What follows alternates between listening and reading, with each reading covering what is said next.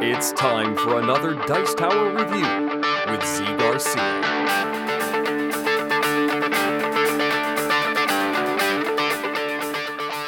It's no secret that I'm a big fan of trick-taking games, so when I heard about Trick of the Rails, I was intrigued. I was cautiously optimistic, and I say that because the theme of the game does not really appeal to me. It says a trick-taking, stock-holding, track-laying card game. I like the trick-taking part, and the other two things, stock-holding and laying tracks, train-style games, I tend not to like those. So, what do I think of this one? Is the trick-taking enough to compensate for the other things? Did I end up liking those things anyway? Let's take a look.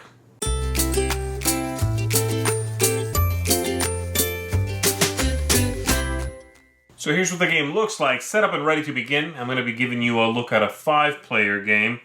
Here we have the trick lane, which is set up according to the number of players. Parts of this are randomized. And one thing I really like about this game is that they actually went ahead and put some information on the outside here of the bottom of the box. And that's really useful. So you've got setup information. You've got a little setup info right there as to how many cards to deal and all that. That is a really smart move. I think they deserve some kudos for that move. So this is set up here. Every player has been given a number of cards. And then you are going to be playing tricks in order to acquire shares in different companies. And those shares will be worth a certain amount of money, points at the end of the game. Most points is the winner. You are going to keep track of that at the end of the game on a little pad that you're given. And they even give you a little pencil. So, here's how it goes. Whoever is leading is going to play a card, and everybody around the table is going to follow that suit if they can, as in most trick-taking games. So the next player would play, and they can follow suit. And then this player would play, and they can follow suit.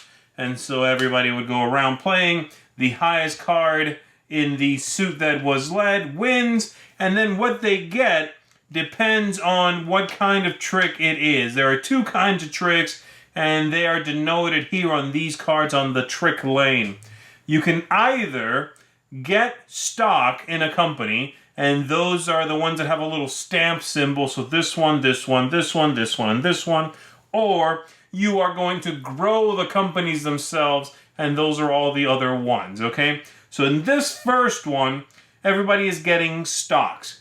Whoever wins will actually throw their card away, which in a different number of players, it might be added here to the end of the line, actually, the trick lane. But in this case, we would just get rid of that one, and they would get this first card as one stock in the gray company, and everybody else just keeps the one they played, all right? So everybody would just keep theirs, and then whoever won would lead to the next trick, and you are working your way through the trick lane here, which will end when everybody's cards are gone. So those two things are in sync. Let's say that it had actually been this player who won here. So let's just switch these two cards for a second. They would lead the next card there. Everybody goes around following suit if they can. Sometimes players will not be able to. So let's say this player does not have any yellow. They can play that. And in this case, then whoever wins is going to assign this card to one of the train companies, which I'll show you in just a second. And then everybody is going to assign their card to the matching train color, the matching company of colors. Now these cards here, this one, this one, this one, and these two, are the locomotives that are going to go in front of that line. And they are going to do one of two things. They are going to denote how many cards will count that are placed at that company, and the cost of the locomotives, which will be detracted from how much each stock would be worth. But enough of that. Let me reset this up and show you what I'm talking about. This is also set up at the beginning of the game with these cards here denoting each color, and some of the cards that were not dealt out to the players also added to this display. And this is how you figure out how many points you get at the end of the game. While you are playing, the cards, the tricks rather, that do not give you a share in a company are going to grow the value of these companies. And so let's say that the cards that were played out are these cards here, these 5 cards, with this 9 being the winner. Then this person is going to be the one that decides where that locomotive gets placed. Let's say it's the first locomotive, which is this one. Let's say they put it right here, okay? And then all of these are going to be added, starting from the winner, to the companies themselves. And you can add it to the front or the back of a line here, so you can decide. And so I'm just going to make it easy for myself here. We'll do that. Now here, what this means is, let's take a look at the one that already is given a locomotive in this case. At the end of the game, we are going to count the 3 highest scoring cards that are together. And so these 3 would be it, obviously, for right now. But if this was up here in this case, then the 40, the 20, and the 30 here together in this section are the 3 highest scoring ones, so far anyway. And you would, therefore, I'm going to turn these face down just for a second, you would then, at the end of the game, every yellow share that you have in front of you that you've been keeping throughout the game would be worth this value, the 40 plus the 20 plus the 30, minus the cost of the locomotive.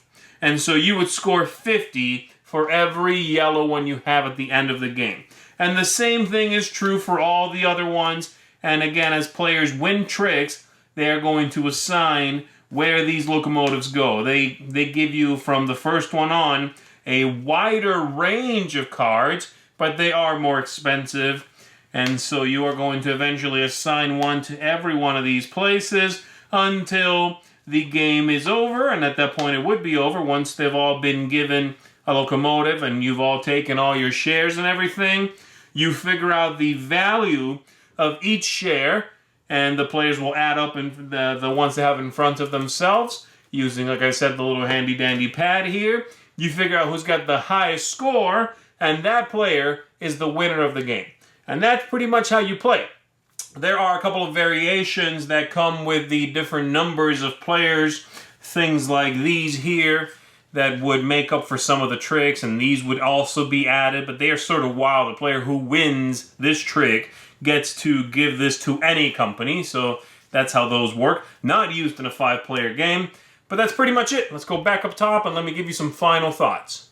First up, let me say that this game is a reprint of the original Japanese printing of this, and I think they did a fantastic job with the quality of the reprint. The game box, the cards themselves, the scoring pad, they included a pencil even. It all blows away the original printing of this, and for that, a big thumbs up from me. And as I said, I really like that they printed on the inside of the box there some setup information. Now the gameplay itself, I find to be kind of tricky to figure out. You do need to play a few times at least for everything to start clicking, really.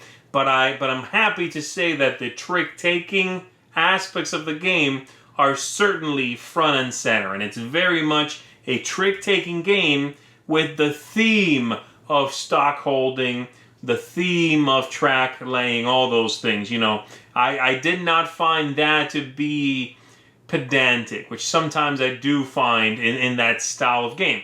And so I was very happy with this one.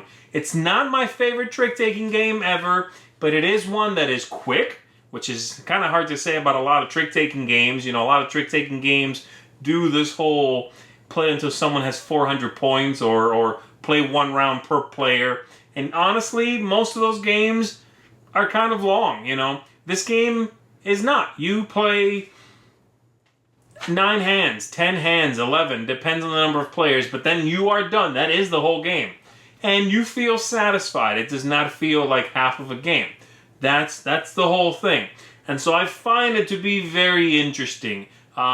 There's certainly luck there, you know, with the cards you are dealt. It is not the one trick-taking game that does away with all luck and makes it truly a completely strategic game. But it's a clever one. It's perhaps a little bit tricky to teach. It's a little bit tricky to grasp.